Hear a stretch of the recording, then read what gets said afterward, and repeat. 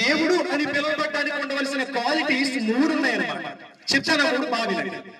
ఇప్పుడు మనం ఒక రోడ్డు క్రాస్ చేయడానికి అవతలకు వెళ్తున్నప్పుడు ఏం జరుగుతుంది? వెళుతున్నప్పుడు మనం ఒకవేళ జంకితే కనుక ఆ ట్రాఫిక్ లో ఇరుక్కుపోయి కింద పడిపోయిన తర్వాత మనం అలాగే ఉండిపోతే ఏమవుతుంది? ఆ బండి వచ్చి చచ్చిపోతాం. కానీ ఇప్పుడు ఒకవేళ మనం రక్షించడానికి లేదా మనల్ని లేపడానికి ఒక వ్యక్తి రావాలి. ఆ వ్యక్తి ఎలా రావాలి? ఆ వ్యక్తి మన పక్కకు రావాలి. ఆ వచ్చిన వ్యక్తి ఎలా ఉండాలి?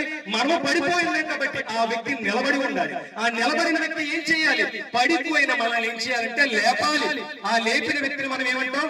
దేవుడిలా వచ్చావయ్యా అంటావా లేదా? కాబట్టి దేవునికి ఉండవలసిన క్వాలిటీస్ ఏంటంటే మొట్టమొదటిగా పైనుంచి రావాలి. బైబిల్ సెలవిస్తుంది, నజరేయుడైన యేసు ఆకాశముల భూమి మీదకి వచ్చిన మనిషి కుమారుడని పిలువబడ్డాడు. మొదటిగా ఆయన పాస్ అయ్యాడు. రెండోది మన దగ్గరకు వచ్చాడు. ఆయన పడిపోయిన పాపములో, శాపములో, మరణములో మూలుగుతూ ఉన్న మన దగ్గరకు ఆయన వచ్చాడు. మూడవదిగా ఏం చేశాడంటే పాపములో, మరణములో ఉన్న మనల్ని పైకి లేపాడు. కాబట్టి మనం ఏమని పిలుస్తున్నాం? ఆయన్ని దేవాతి దేవుడిగా ఆయన్ని మనం ఏం చేస్తున్నామంటే గుర్తించాము. దేవునికి మహిమ కలుగును గాక.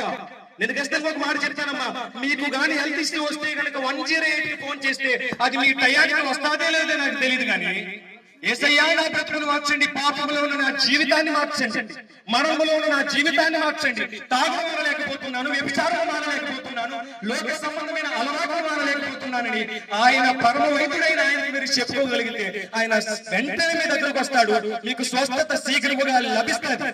దేవుడి చిన్న వాక్యమును మన జీవితాలలో నెరవేర్చును గాక.